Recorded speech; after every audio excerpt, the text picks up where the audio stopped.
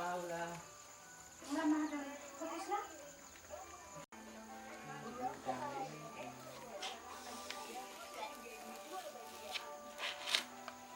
Udangnya berkolor. Sama kan udang.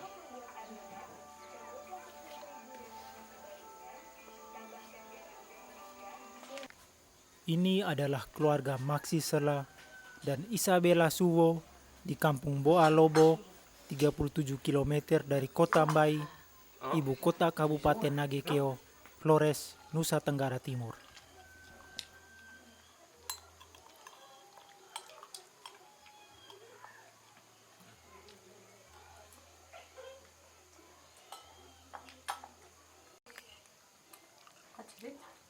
Di tengah pandemi COVID-19, ini adalah cara mereka bertahan hidup, yakni dengan mengonsumsi pangan lokal yang disebut odo. Di tempat lain disebut ubi gadung.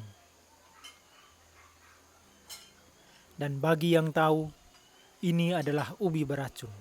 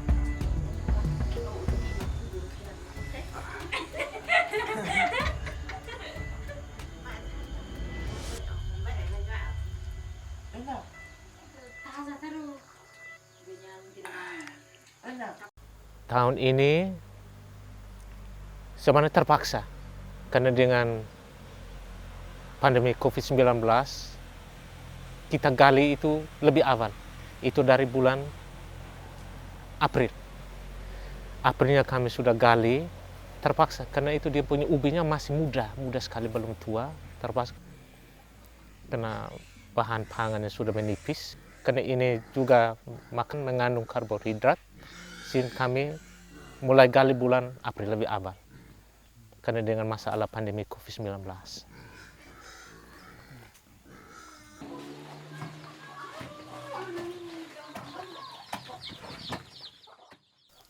Jadi pokoknya untuk menyangkut dengan situasi pandemi COVID-19,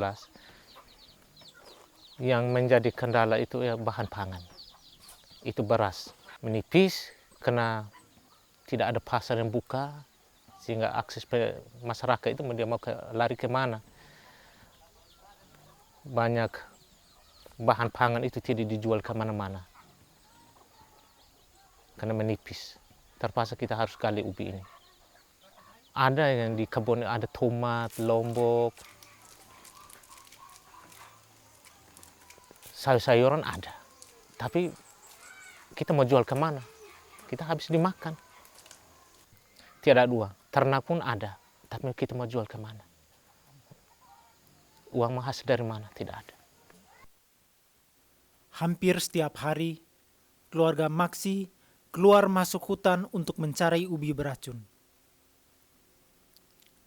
Mereka harus berangkat pagi karena jarak yang ditempuh mencapai 8 km dengan bermotor dan berjalan kaki.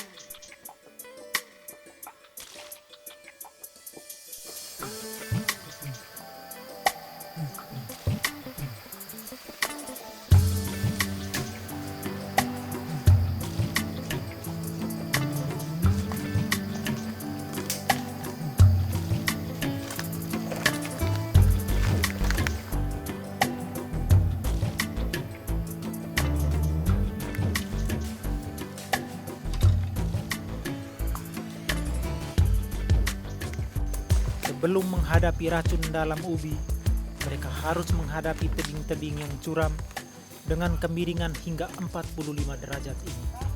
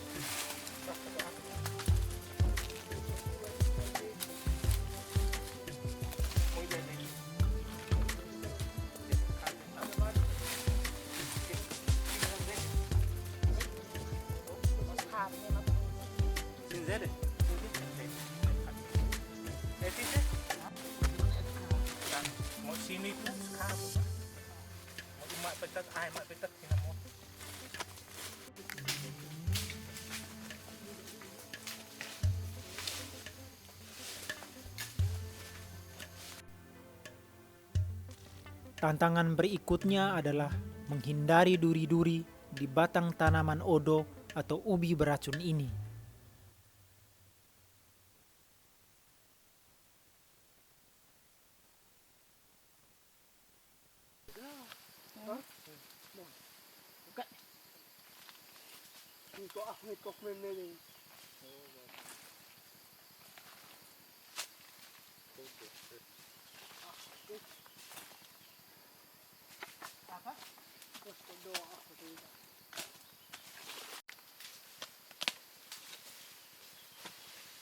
Kalau kita muda dari puasa mas,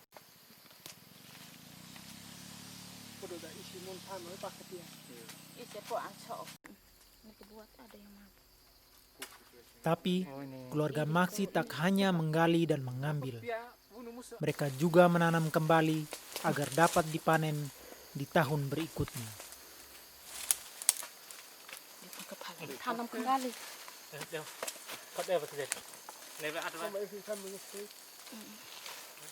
Tanam kembali tahun depan digali lagi.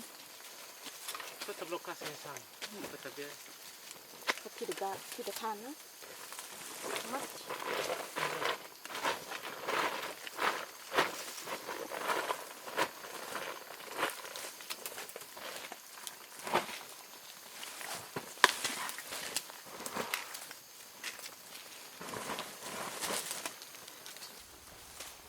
Untuk gali ubi odo ini sebenarnya itu dari turun temurun, warisan dari orang tua dulu.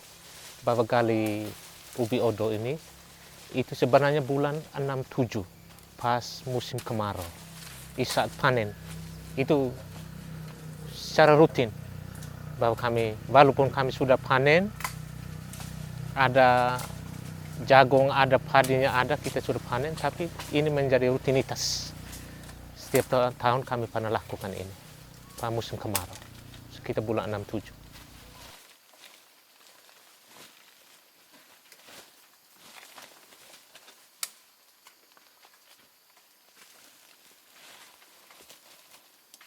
Kalau jenis ubi odo ini, ya jenis ubi beracun.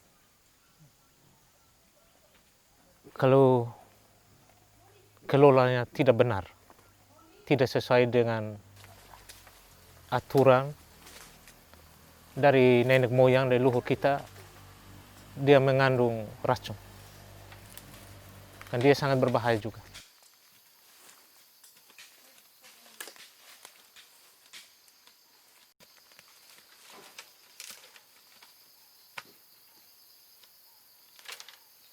saya hidup dari konsumsi ubi ini. Itu dari orang tua. Sebab ini bukan hal yang sangat nista. Bahwa ubi beracun ini sangat mengecewakan masyarakat atau pemerintah. Tidak. Ini warisan dari dulu dan ini tradisi. Tahun ini sudah sebagian besar 90%. Itu masyarakat itu sudah keluar rumah itu sudah mulai gali ubi odo ini konsumsi. Untuk sebagai makanan penahan hidup. Kalau kita hanya harap beras, ini bagaimana? Tidak bisa tahan. Karena ini jujur Pak, jujur untuk ini tahun karena dengan kami yang gali ubi odo ini, bahwa aktivitas kami yang beli beras di kios itu sudah berkurang Pak. Ada orang yang mulai beli 50 kilo, 20 kilo sudah berkurang karena dengan gali ubi odo ini. Paling-paling 2-3 hari dia baru beli lagi 5 kilo, 3 kilo. Karena dengan ada ketahanan ini.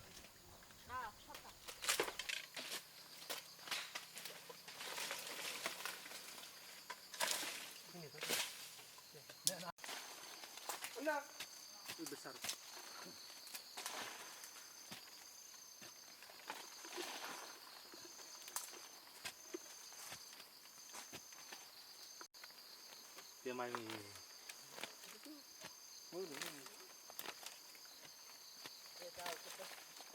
Ya dah aku ni gai.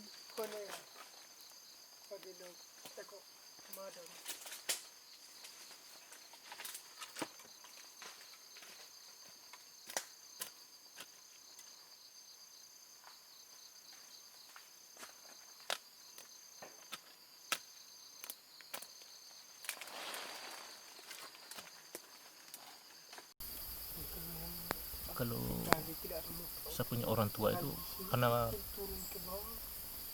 memberi nasihat pada saya bahwa supaya stok pangan kita itu jangan sampai 1-2 bulan habis. Itu ada makan selingan. Harus gali ondo ini dengan ubi-ubi yang ada, ubi-ubi yang ada di hutan itu. Kita kebu. Itu biasa kami setiap tahun, saya punya ibu setiap tahun. Ada sejenis ubi seperti ini tapi tidak beracun dia. Setelah gali, kupas langsung rebus, makan.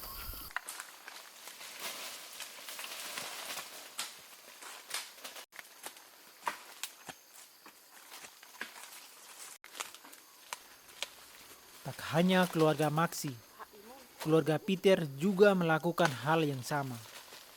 Ini pertama kalinya Peter dan istrinya menggali odo sejak mereka menikah. ini hari bisa sampai proses angkat.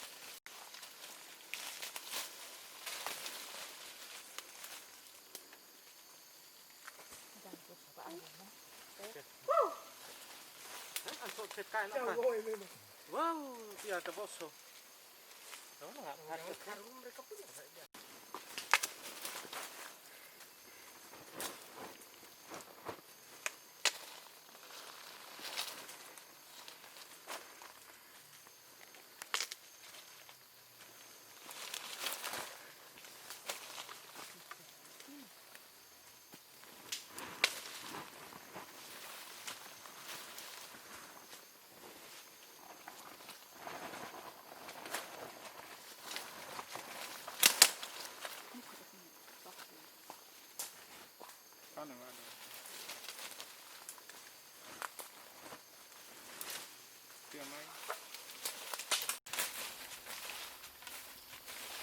Di dalam hutan, mereka mencari secara berkelompok, menyebar kira-kira 1-2 kilometer.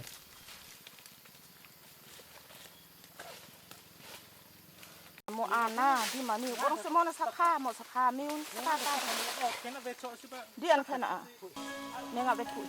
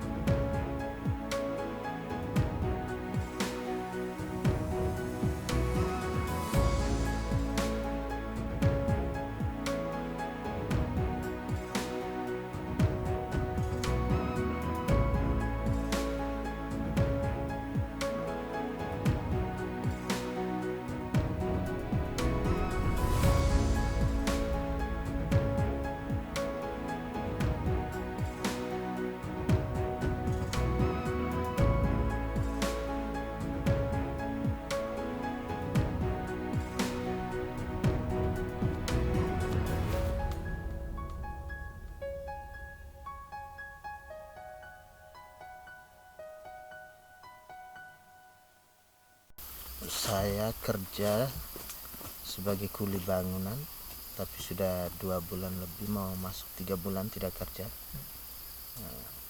Jadi persediaan pangan sudah habisnya, makanya hari ini dan mulai gali sudah. Sebenarnya dari kemarin dulu, kebetulan ada halangan, jadi hari ini berupan gali. Kalau saya, keluarga saya baru ini tahun gali umbi hutan. Karena tiap tahun saya paling dibagi oleh Om Dora untuk makan selingan saja. Tapi tahun ini kami terpaksa harus gali karena saya kehilangan lapangan kerja. Persediaan pangan hampir menipis. Bukan hampir menipis, memang sangat tipis. Pasar ditutup, kami tidak bisa jual apa-apa, ayam atau babi tidak bisa terjual kemana.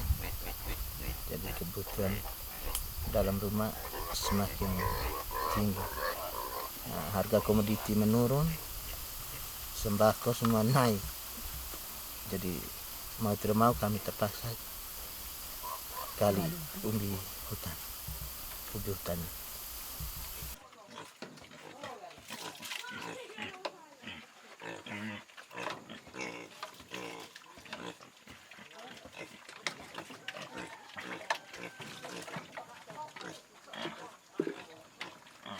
Biasanya sekarang belum sebenarnya. Biasa galinya di bulan Juni, Juli. Tapi ini tahun karena memang dengan pandemi COVID-19 ini, sehingga semua orang sudah turun di bulan April. Dengan kondisi ubi ini sebenarnya masih muda, ini belum siap digali. Tapi ini terpaksa sekali.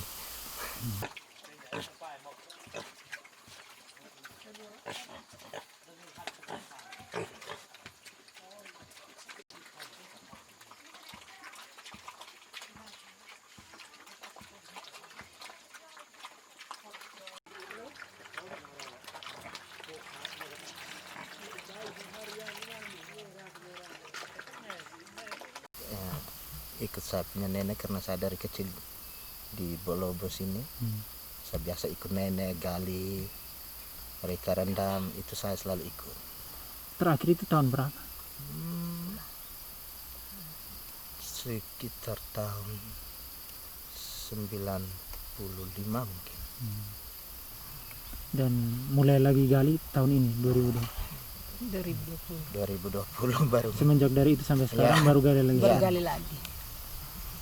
Baru ikut gali ya. Baru ikut gali. Tapi makannya selalu tiap tahun dapat. Makan selalu tiap tahun. Biasa kalau om saya pergi gali apa, biasa saya kebagian. Karena saya kan jarang di rumah, sering keluar kerja. Tahun ini memang saya tidak kerja sudah 2 bulan lebih. Ya mau bagaimana, sudah kita gali ubi sudah.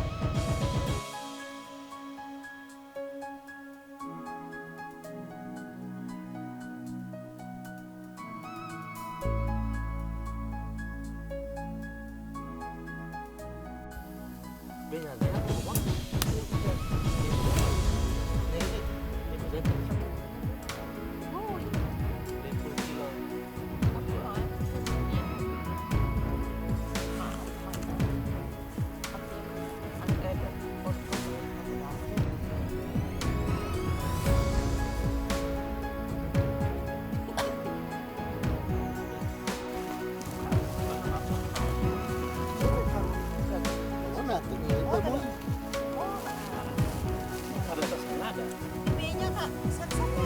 Nah, B-nya buat hado. Mau tuh binya pak buat hado. Saksa me.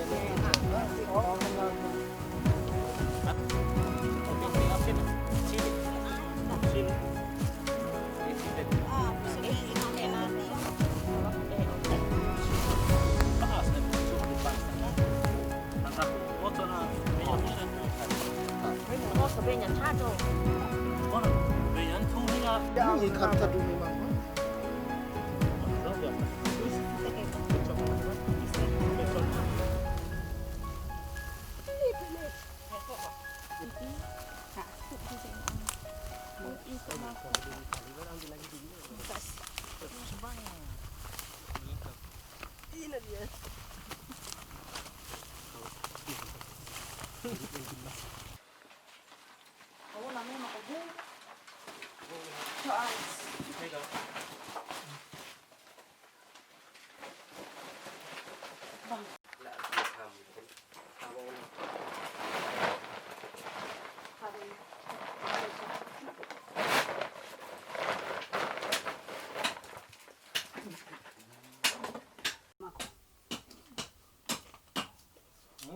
Daw imut kemana?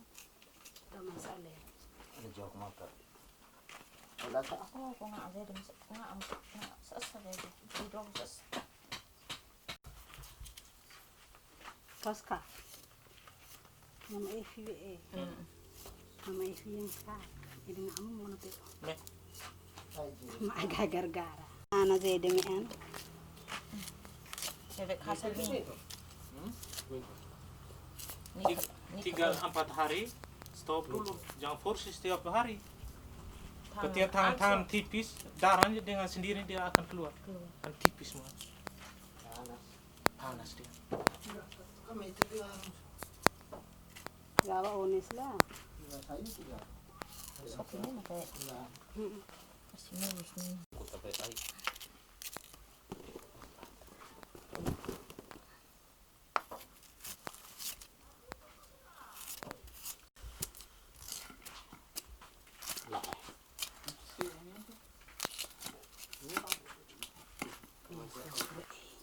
Macis kau yang kedua kau. Kuning. Ade lagi ya. Ini masak. Pape ang semua udah papi.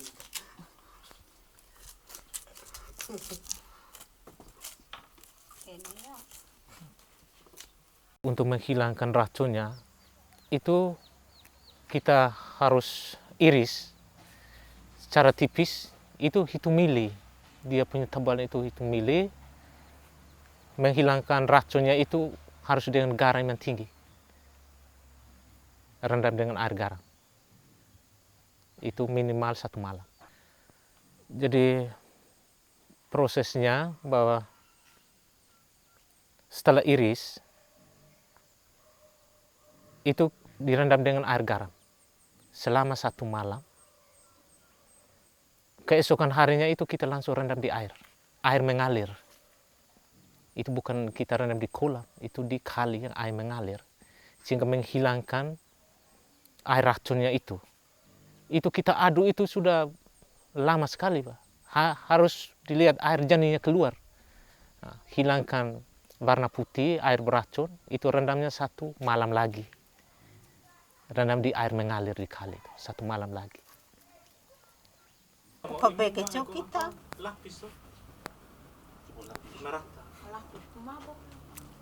Aku pape mau nagana si en. Aku pa beta gaw eh. Nagkaya iwi agak. Agak hindi di man. Kisood hancu. Oh ngate di man sa dapat kacu gaw. 1944 waktu cerita. Itu yang masak ubi ini tadi. Bersama dengan ubi hutan juga, tapi yang tidak beracun. Kiri berbeda. Waktu itu dia makan ubi itu kapue, Fian. Nggak pas ini apa? Ubi ribut. Nah, habis tentara Jepang itu yang kasih ini ubi beracun. Itu sekitar 30-40 orang waktu bilang. Waktu itu hari kan masih di Sendang. rampas Jepang. Itu kan tentara Jepang punya. Itu mereka langsung ada penguburan massa di situ. Oh, tentara Jepang itu mati. Mereka langsung rampas senjata. Jadi pernah diceritakan oleh Bapak tua, Bapak. Terus kubur mereka itu ada? Kubur mereka yang mati. Amang sezidi ada kata zidi po odo di awal. Bapak tua aku mau kirim ke sana ke Jakarta. Pas Inggris, sekutu, bom, kota Hiroshima Nagasaki. Itu yang langsung bapak tua bakar.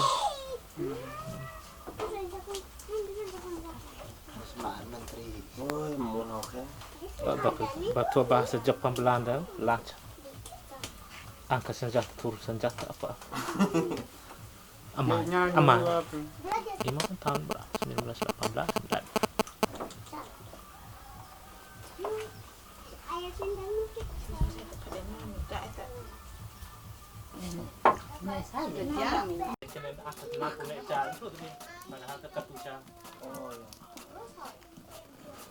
Kecepatan tinggi, lebih lari, jalan sempit.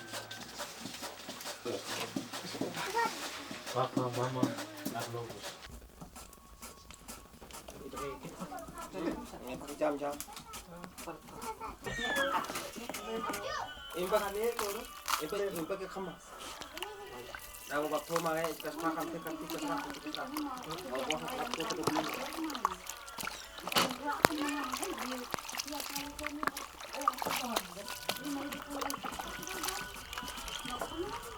Garam banyak begini cepat lembek. Sekaligus menghilangkan racun tuh itu garam. Iya. Garam itu. Iya. Oke, aku.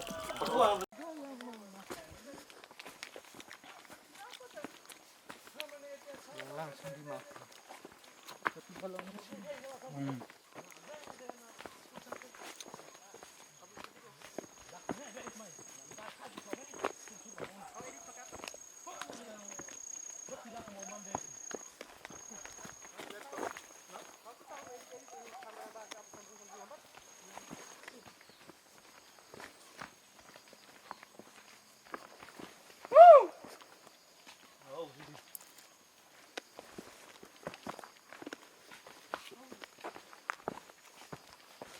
Sekarang menuju kali bersama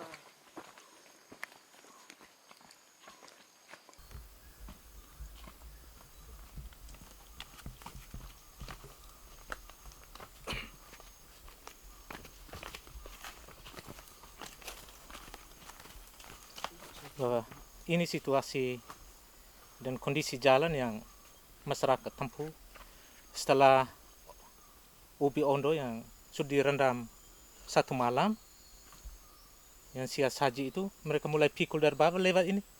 Hanya 1 jalur jalan ini saja yang tanjakan seperti ini. Dan habis iris dan direndam di kampung itu juga melewati jalan ini untuk kerendam di bawah sungai. Iya, hanya lewat jalur ini saja. Dan memang hanya satu-satunya jalan. Satu-satunya jalan alternatif hanya di sini.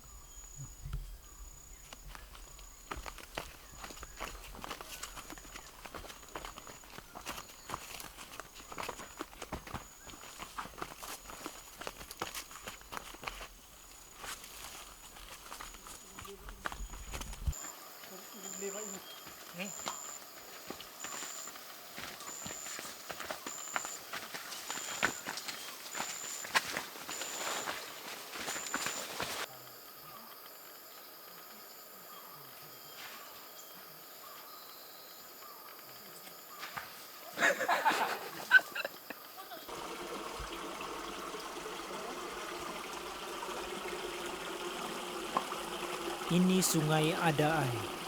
Ada banyak warga kampung Boa Lobo dan sekitarnya juga berkumpul selepas menggali untuk mengupas dan mengiris odo atau ubi beracun ini sehingga bisa langsung merendamnya.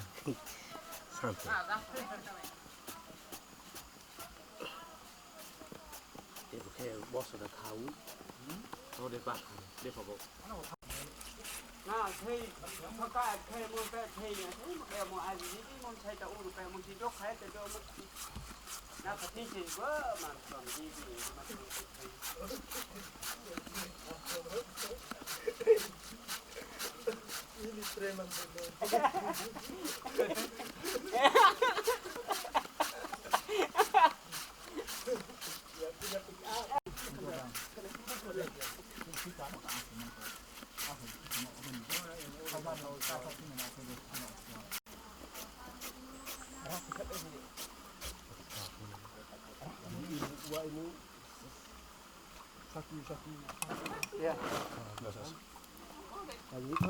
kita main sih. Kita tuh iman mau tuh, main jadi itu ya.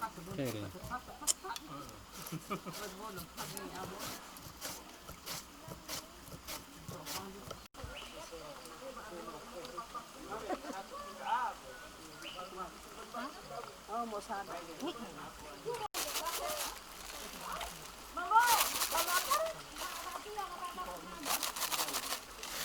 Lah ada apa ya? Berarti ya amo.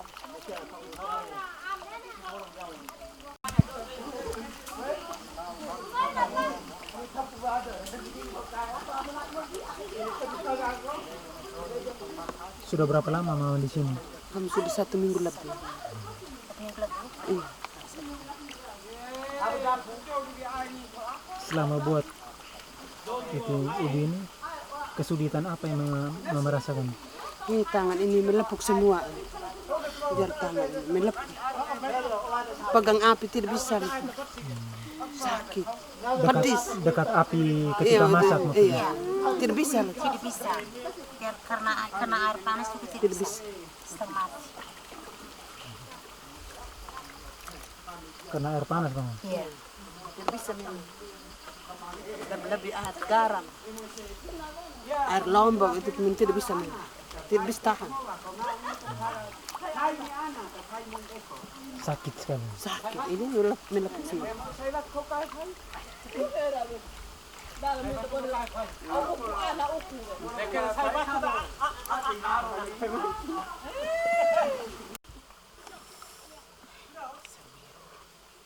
Pedis.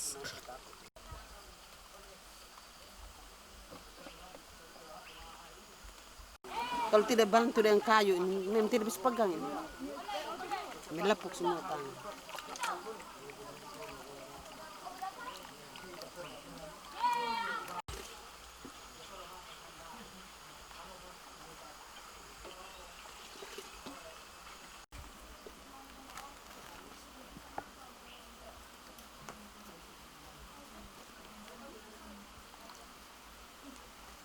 Sama skope.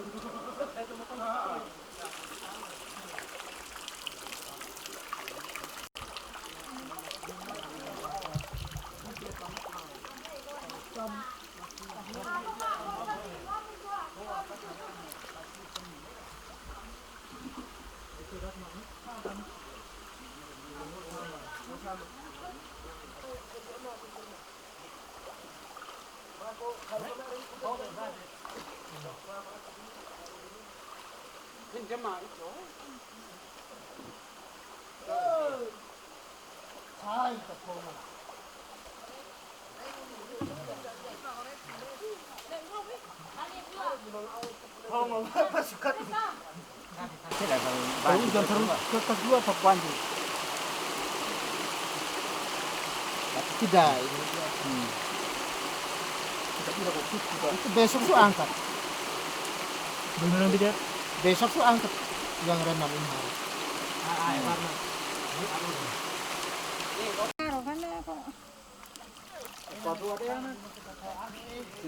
Nghe có mấy ông đâu mà khao khao cả gặp đi khao thằng ấy em một process ai mà nó về rất sao em Ebi baba mo ya suka zade takati zade pasu.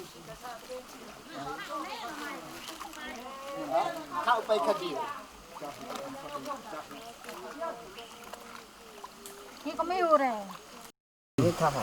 Iya, kami ini yang sebenarnya tidak kami ini apalagi umur mama ini sudah tua sekali.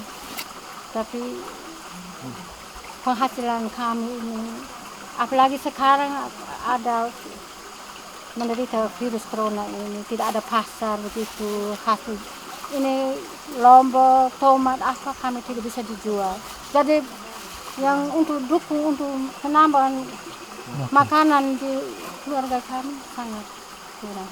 Jadi kami bisa dari ini untuk menambah Makan di rumah. Ini bisa bertahan berapa lama? bertahan. Maksud Yang gali ini yang sudah ada.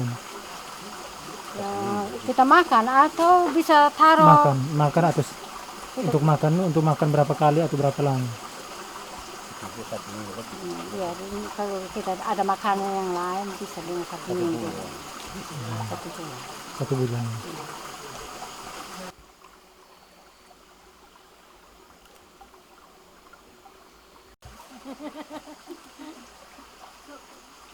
Henry, kadang mana Henry?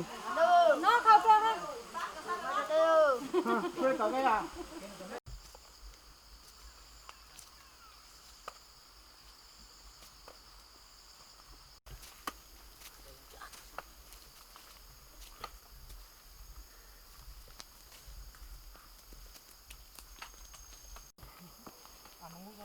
kursi, mamona.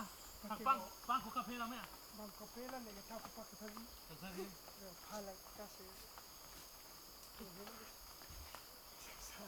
Mas Tuhan marah cok baik. Ini dah pulangan panjang oke. Oke aku sok deh masuk.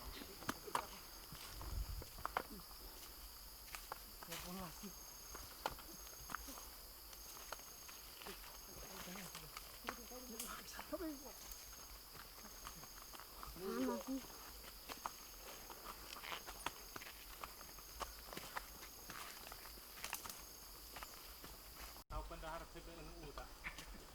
Kaki ini gitu. Pendahar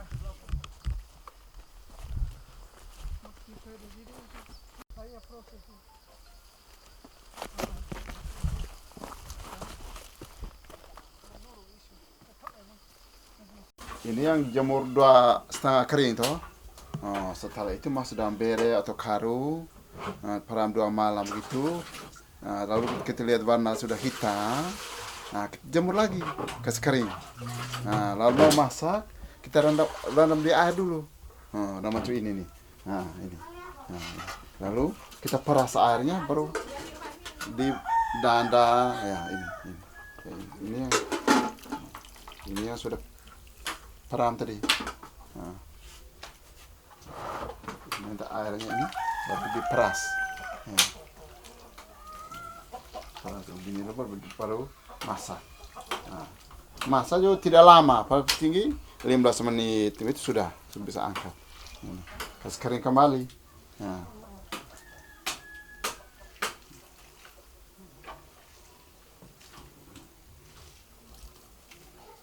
Panas dulu baru. Air sudah jarang, air sudah panas, langsung kasih masuk sih.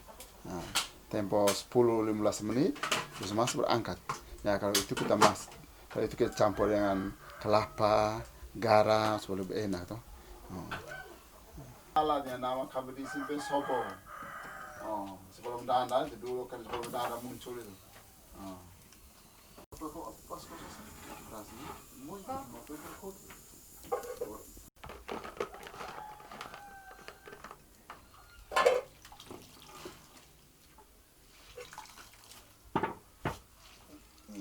Oke, masuk.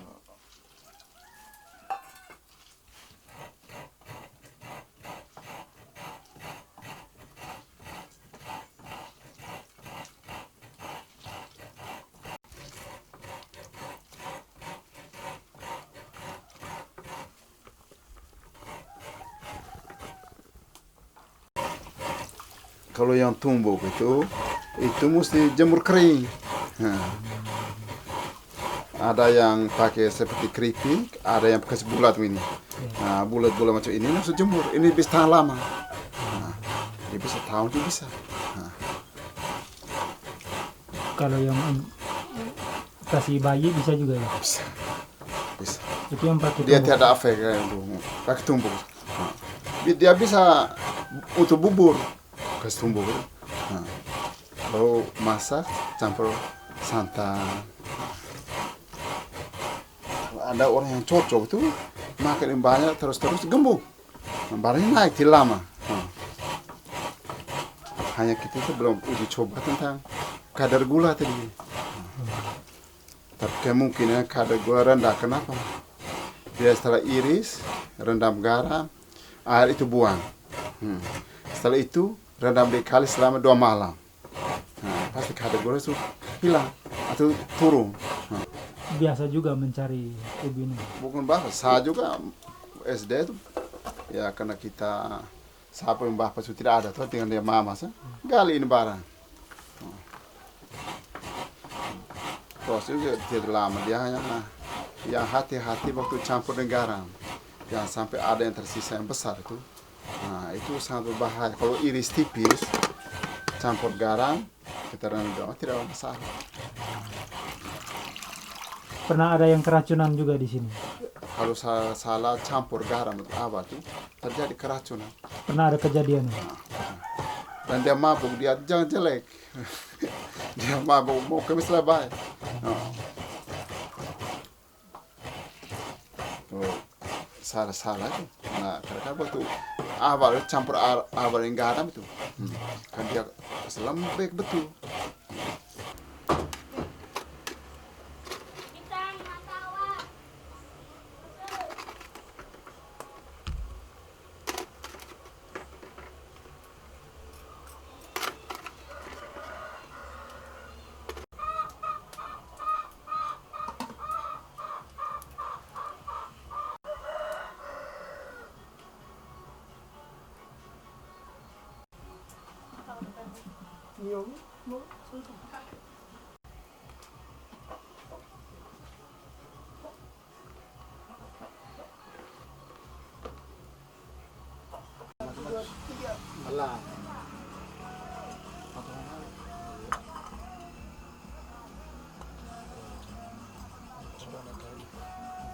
Ada kursi ya? Ini ada. Oh. Taruh mai tau kayak pra hotel. Kotang, itu kau mesti ya. Di bawah itu. Terus sana mana? Ayo. Oh, selamat makan.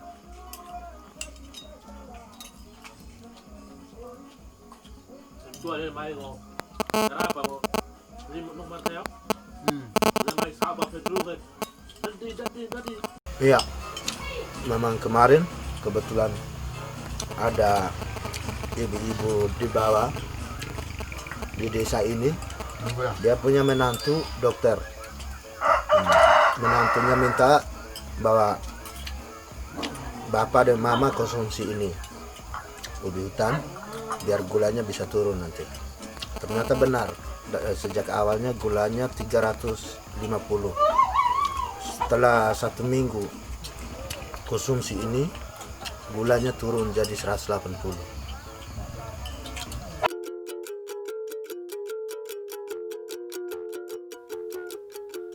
Melihat bagaimana warga mengolah odo atau ubi beracun ini adalah melihat mereka yang berusaha bertahan dengan pangan alternatif. Inilah barangkali yang menyelamatkan mereka dari ketergantungan terhadap beras sebagai sumber karbohidrat. Mengonsumsi umbi-umbian seperti odo jelas bukan simbol kemiskinan atau status sosial yang rendah. Bayangkan jika dalam kondisi krisis ekonomi atau krisis pangan, pengetahuan mengolah ubi beracun ini telah punah. Sebaliknya, justru ketergantungan pada beraslah yang telah meracuni pikiran kita dari pangan-pangan lokal yang dekat dengan lingkungan kita sendiri.